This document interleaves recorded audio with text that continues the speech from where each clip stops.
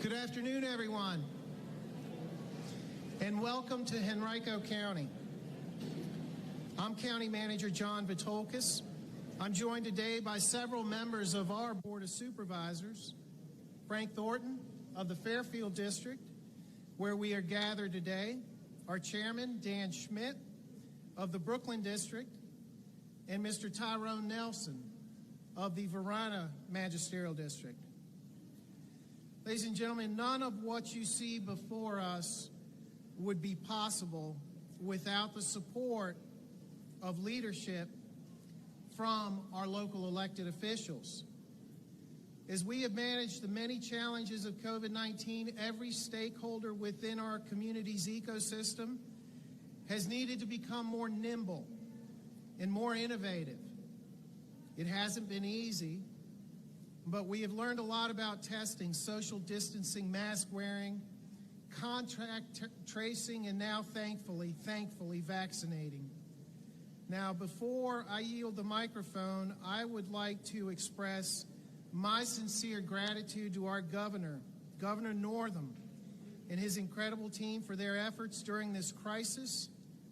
I would also like to reiterate for the governor and all that our county, Henrico, stands ready to lead our Commonwealth on the vaccination front and what we hope will be the final phase of the pandemic. Ladies and gentlemen, without further ado, Governor Northam.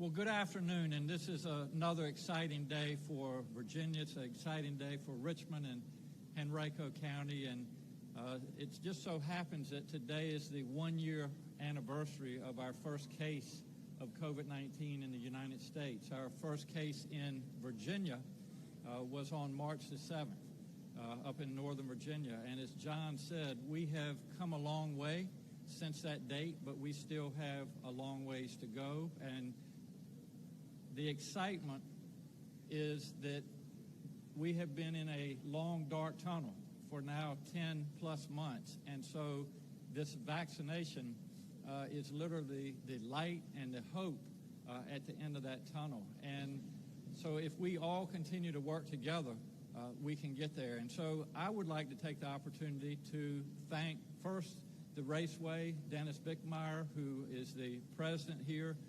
He does so much for our community, and without partners like Dennis, we wouldn't be able to accomplish this particular mission. I'd like to thank our local health departments who have literally been working around the clock to keep Virginians safe. And I want to thank our local leaders as well. It's good to have our mayor with us and other members from the city council. This is all part of the team effort. And then I'd also like to thank the volunteers, especially our medical corps, our volunteer medical corps. Thousands of individuals across Virginia have signed up and made themselves available either to do logistics or to help with the administration of the vaccination. So on behalf of Virginia, I say thank you to all of them. It was clear a couple weeks ago to me that we were not moving expeditiously enough in the Commonwealth of Virginia. And so we made several adjustments. I think you all are well aware of those. First of those was to set goals. Our goal was to initially get up to 25,000 doses a day in Virginia. We're now right around 20,000 a day, so we're close to meeting that goal. And then we will expand supply dependent to up to 50,000 and even more doses a day. And we do that type of math. We set those type of goals so that we can get Virginians vaccinated by early to midsummer and finally get this pandemic behind us. The second thing that we did was brought on Dr. Danny Avula, who is no stranger to any of you. He has hit the ground running. He's been on the job for less than 2 weeks now, but you've seen a tremendous response since he's been on the job. And again, we're up close to 20,000 doses a day, and I commend Dr. Avula. He already had a lot on his plate, and we put some more on it, but he has done an outstanding job thus far. We also have deployed our National Guard in Virginia. They have been very helpful with our testing. And now, especially when we can get them back from the chaos in Washington, we plan to put them to work as well throughout the Commonwealth of Virginia. And then finally, we made a policy of if you don't use it, you're going to lose it.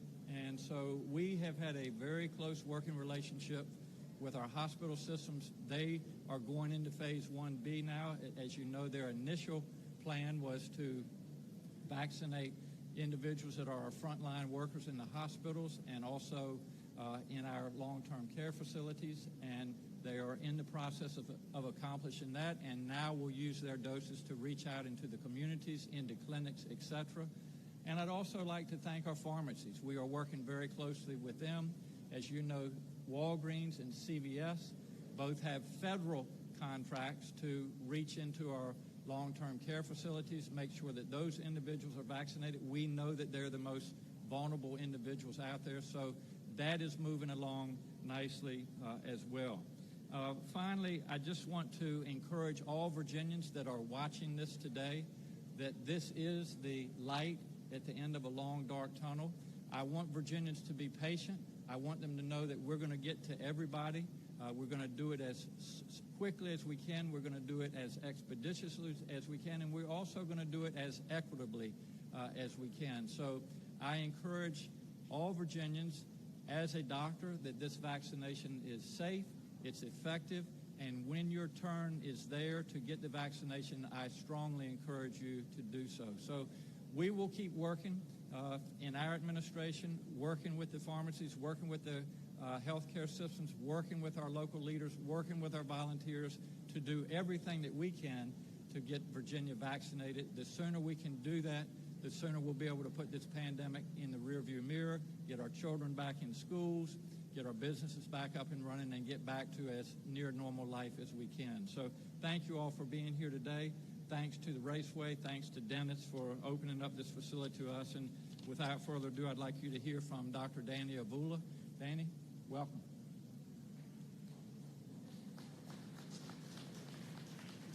Thank you, Governor. Good afternoon, everybody. Got to say, as a public health doc, it's a little bit of a rush to be in this place. You know, there are so many things about the pandemic response that are exhausting, the hours and the late nights and just getting pulled at in so many directions. But then you come to an event like this, which is what, as public health responders, we live for, right? We're saving lives here today, and it is incredible to see it in action. And then also for me personally, to be here with my great partners in Richmond and Henrico, and also in Hanover in the Chickahominy Health District, that this is a phenomenal example of collaboration, right? I think when the governor asked me to take a role in helping bridge local health departments and the work at the state, this is a perfect example of where that intersection comes into play. And so, as we've been working to support efforts like this, we're seeing more and more efforts, mass, large-scale vaccination efforts around the state, in Winchester, in Fairfax, in Virginia Beach, and it's just really encouraging that the vaccination numbers are increasing rapidly. You know, we're right about 400,000 doses, and that gap is going to continue to close. And I will say that moving forward, the effort shifts. One of the things that has been a challenge as we start to plan events over the next couple of weeks is that we don't have the supply that we need. And as you heard the governor say, we're going to have to be patient as we get through 1B. We're going to work really hard to focus on our most vulnerable, the elderly, and those with underlying conditions, and as well at the same time ensure that we create opportunities for folks in that essential worker 1B to get vaccinated. But given the supply demands we're facing, it is going to be a couple months. So I ask that people, along with the governor, that people be patient, that people allow others who are more vulnerable to come to the front of the line and to get vaccinated, and that at the end of the day, everybody who wants to get vaccinated will get the opportunity, and that we will all cross this finish line together, as this is the cause for hope. It is the path out of this really challenging pandemic that we've all been living through for this past year. So thank you all for being here, and thanks for the incredible team, our local health department staff, our local government staff, the Medical Reserve Corps volunteers. It's just an enormous operation and a great display of collaboration. I couldn't be prouder. Thank you. let me invite my friend Mayor Stoney to the mic. Give a round of applause to Dr. Avula. Thank you, Dr. Avula. I would be remiss if I also did not recognize the Richmond and Henrico Health District staff, people like Dr. Melissa Varay as well, who's been very, very helpful in this process too. I'm glad that Dr. Avula is on loan, Governor, to you so we can help turbocharge this process of getting shots in arms. And I am even more optimistic today than I was before yesterday after the inauguration of President Biden, that we are going to turbocharge this process and ensure that each and every person can get vaccinated here in Central Virginia. Now, roughly a month ago, I attended my first vaccination event with the Richmond City Health District. On that day, 300 hard-working frontline workers received shots. Now, a month later, they've held over 14 vaccination events across the city of Richmond, and I'm so incredibly proud of the health district staff for putting in the hard work, mobilizing so quickly to ensure that we bring this pandemic to an end. And here's the thing, there is no blueprint to any of this, no playbook for what we're doing right now. However, the health district has stepped up time and time and again, whether it's been testing and now vaccines. They've done it each and every day since the beginning of this pandemic back in early March. Now, for the last month, we've been focused on vaccinating the vaccinators, right? The frontline workers who've been out there up front, in person, ensuring that people get the proper health care so they can survive a pandemic. And now we are going to grow that roster. If you look behind me, the people who are getting vaccinated today moving forward are going to be the teachers out there who have been on the front lines ensuring that our children are educated, our children are fed. Also, police officers who strive to keep us safe each and every day. Our firefighters who will, we all know, always selflessly respond to an incident in our communities. These people are our heroes, and we need our heroes to be safe as well, to keep us all safe in the coming months. Lastly, I want to remind everyone that we are not out of the woods yet. We are not out of the woods yet. We cannot emphasize enough that we still have to continue to wear our masks. We still have to continue to keep our distance. We still have to continue to wash our hands. We have to still focus on the fundamentals that keep people safe as we do our best to get vaccines, get shots in arms all across Central Virginia, here in Richmond, here in Henrico. I want to thank our partners, Henrico County, and Dennis Bickmeyer here, the Richmond Raceway as well. Thank you for participating in this. This is the largest, the biggest team project that we've ever worked on as a region, as local governments, and it's going to take each and every one of us from all walks of life to play our part and play our role to make it happen, to ensure we get out of this pandemic. Thank you so much. And now it's my honor to bring up the county manager for the county of Henrico, my good friend John Vitokis. Thank you, Mr. Mayor. You know, as we begin to close out, I also want to recognize the fact that we do have Delegate Lamont Bagby. Delegate Bagby, thank you for being here representing Henrico as well.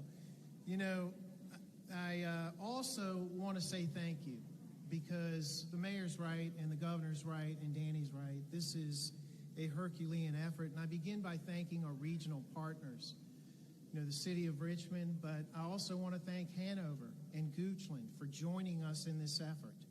This is a Herculean, a local army of dedicated county, school, regional, health district staff. Think about our school nurses.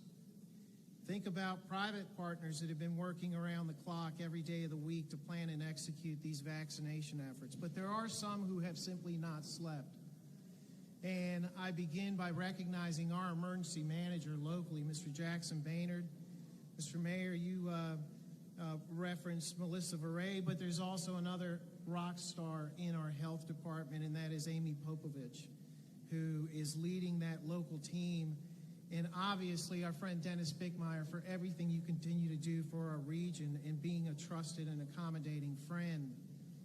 And so, as you're certainly aware, one of the main challenges throughout this whole pandemic has been the availability of resources. It started with PPE, then test kits, and now it's vaccine.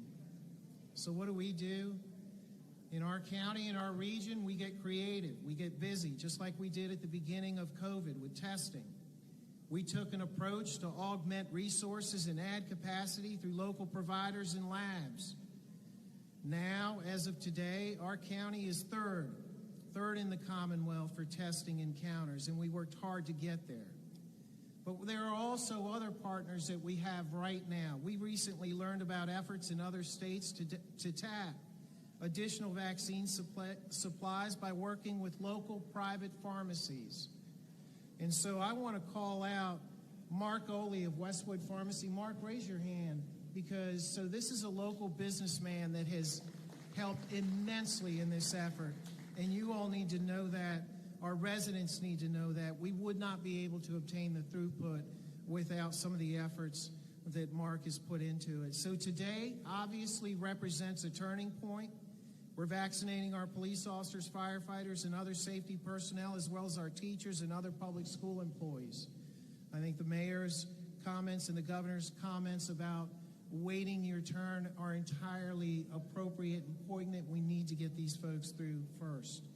But by putting shots in arms, we're taking a critical step to protect our most vulnerable frontline employees, as well as those they serve. We're also helping restore our public schools for safe in-person learning. Ladies and gentlemen, this is just the beginning, so stay tuned. Henrico and our partners are planning these efforts to benefit the greater community and our residents. We remember that we work for you. So I'd now like to invite Governor Northam back to the microphone, and he will take any questions that you have. Governor?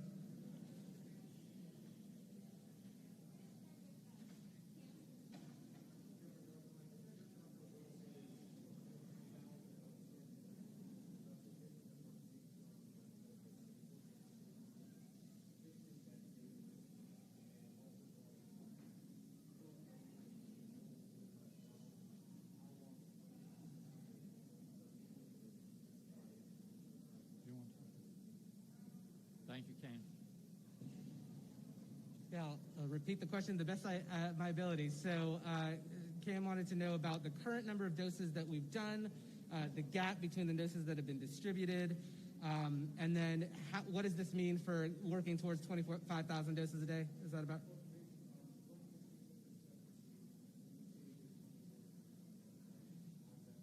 Yeah.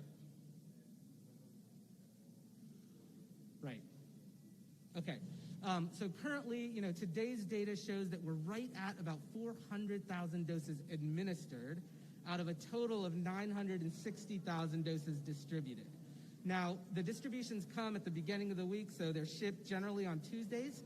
And so there's a certain amount of vaccine that is just going to be the Delta, right? So this week, it was 105,000 first doses and 61,000 second doses.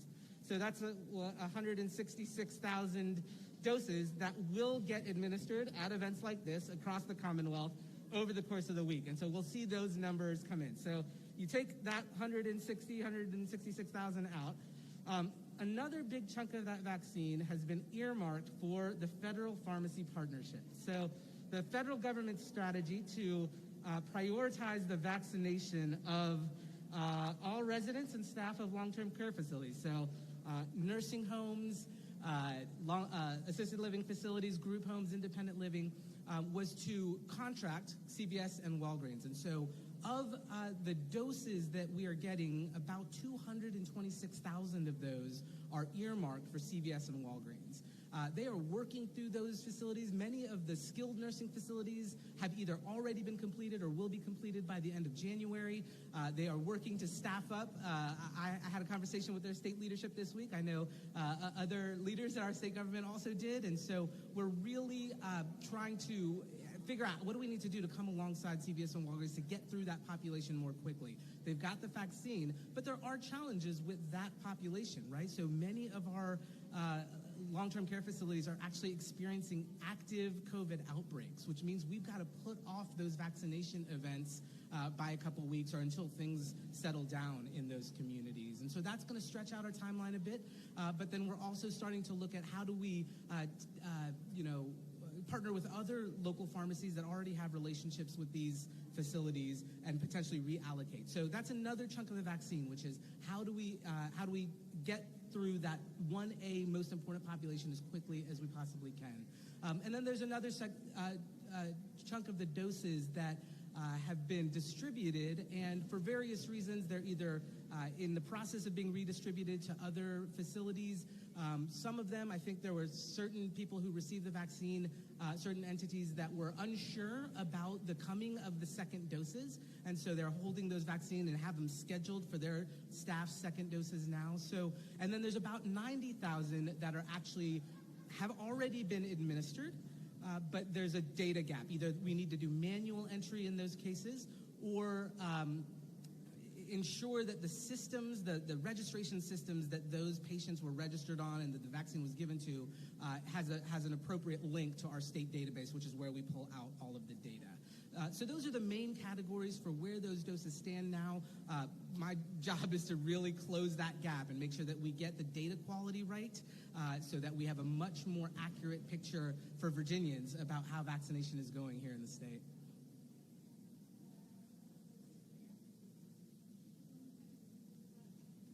Good afternoon.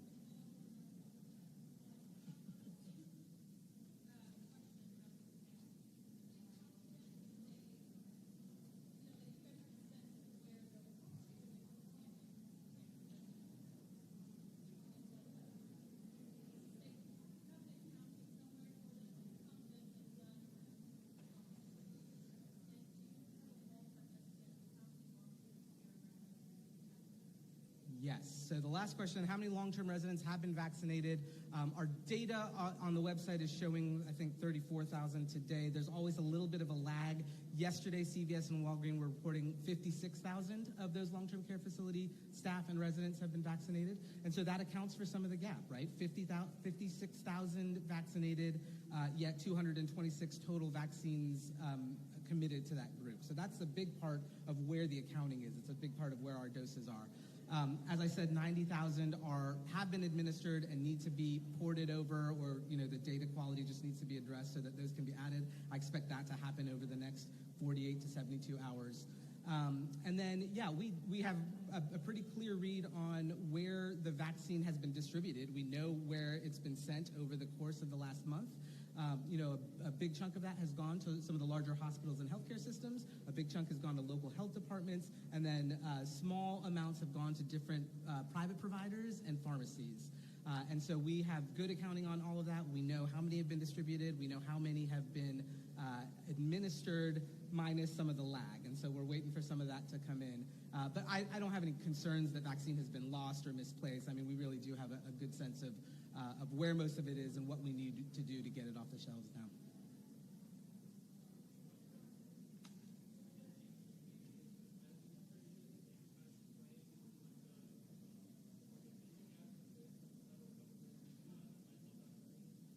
Yeah, the question is, have we been in communication with the Biden administration? And yes, we have.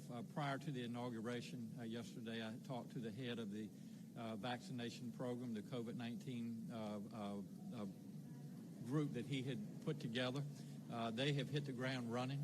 It is reassuring to know that we have a new partner in Washington, and we look forward to working with the Biden administration. And one of the other things that Danny and I might have touched on a little bit about, but as we move forward, there's going to be a supply issue, and so we need to make sure that as we open up more sites like this one right here and expand who's eligible to come in for their vaccinations, we need to make sure that we have the doses in Virginia. So the Defense Production Act, which President Biden has declared he's put into effect to help increase the number of doses that are being manufactured in the country, will also be helpful as we move forward, because Dr. Avula can explain the numbers a little bit better than I can, but in the next couple of weeks, we're going to have a supply issue where we've got people ready to get the vaccination, but not enough doses. But working with Washington, we expect to remedy that as soon as we can.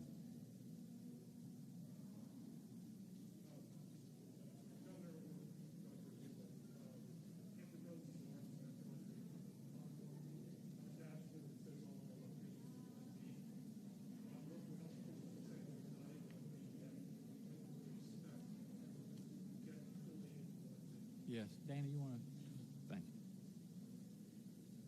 you. The question is about Hampton Roads. Right now, the dashboard on the state website is showing that most of Hampton Roads is in 1B, yet you're hearing on the ground from officials that health departments aren't doing 1B yet.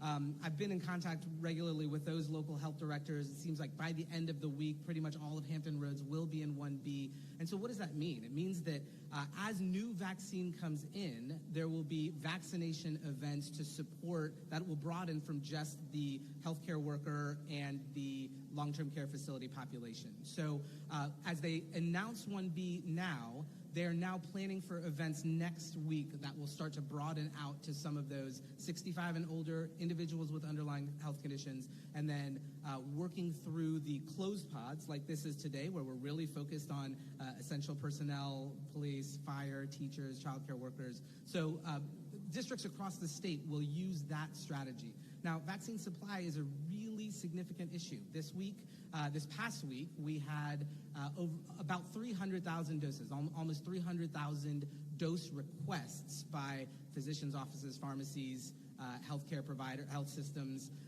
but only 105,000 doses to dole out. And so what we are doing moving forward is just doing a geographical distribution based on population.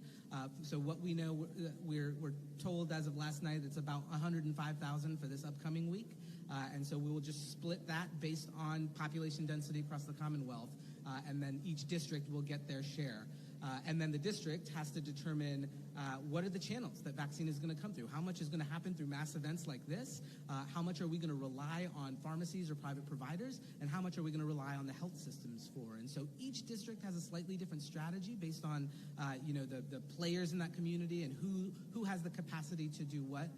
But I'm certain that next week you will start to see 1B populations start to get vaccinated in Hampton Roads.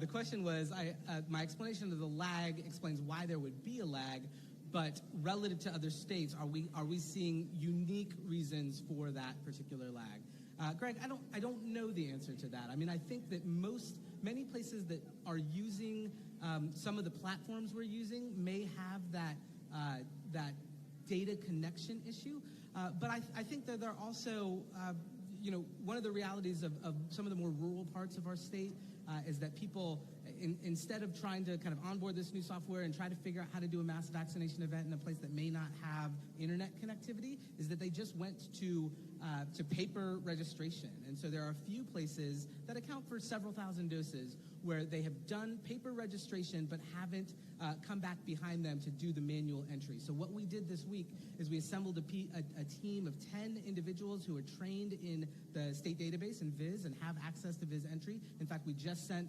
a couple of those folks over to a health department today to get them caught up. And so we've developed a manual solution to get some of those health departments caught up.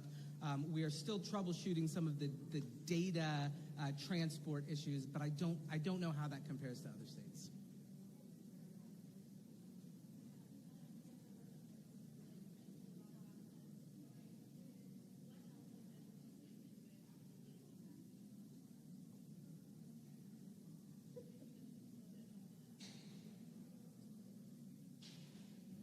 Yeah, the question is, the supply issue is one barrier to getting people vaccinated. What are the other barriers?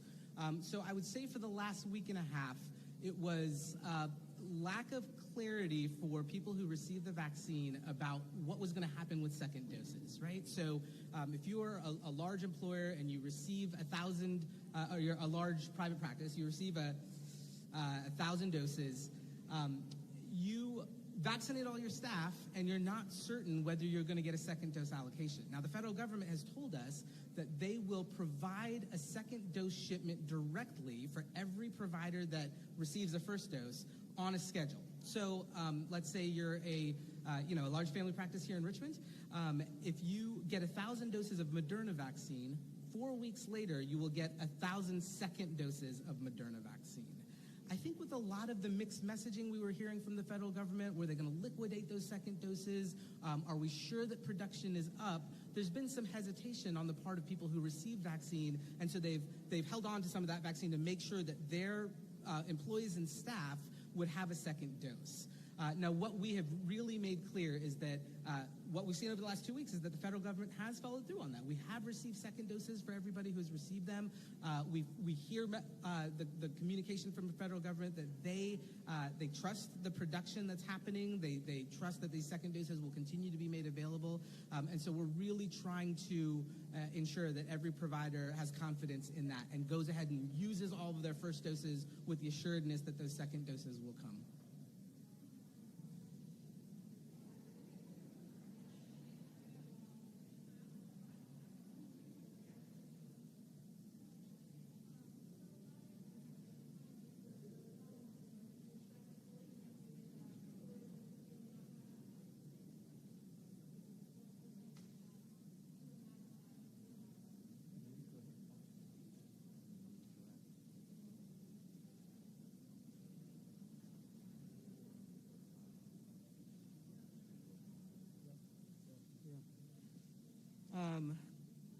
Sabrina, the question was, sorry, I lost it.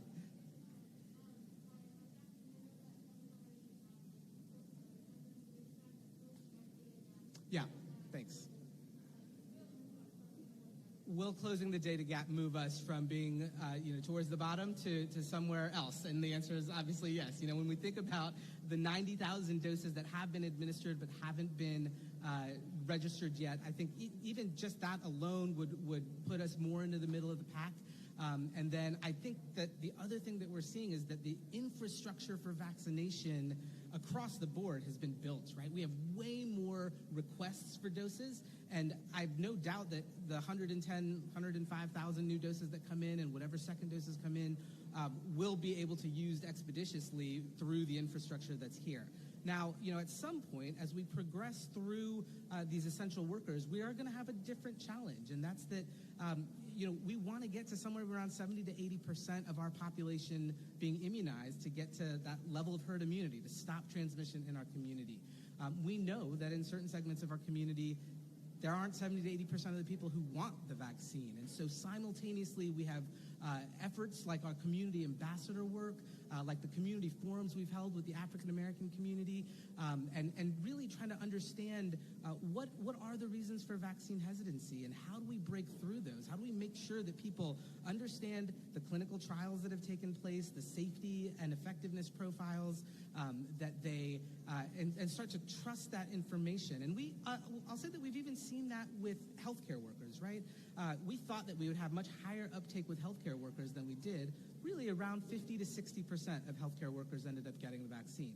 Now, the encouraging news is that after some of the wait-and-see folks saw their colleagues go ahead and get vaccinated and nothing bad happened to them, and now they're moving towards their second doses and getting fully protected, those wait-and-seers are saying, okay, I'm ready now. I'm going to get vaccinated as well. And so I think we'll see that kind of roll out in waves in different groups of our population.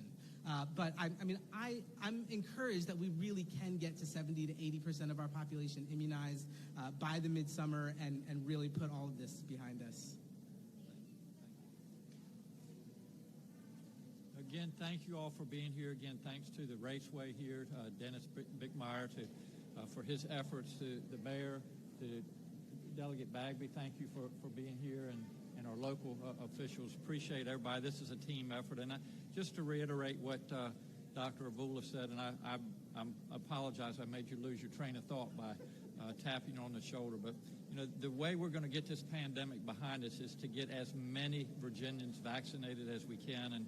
And to his point, when we go out to certain sites and only 35, 40, sometimes 50% of the individuals are willing to take the vaccination, we need to do better. And so we're working with our community leaders, working with our faith leaders to really assure Virginians that this vaccination is safe, it's effective, and again, if we can get the herd immunity, which is 75, 80% up in that ballpark, then we'll be able to put this pandemic behind us. So thanks for being with us today, and we've got a lot of work to do, but we're working on it every day, and want to make sure that we can get all Virginians vaccinated. So thank you all.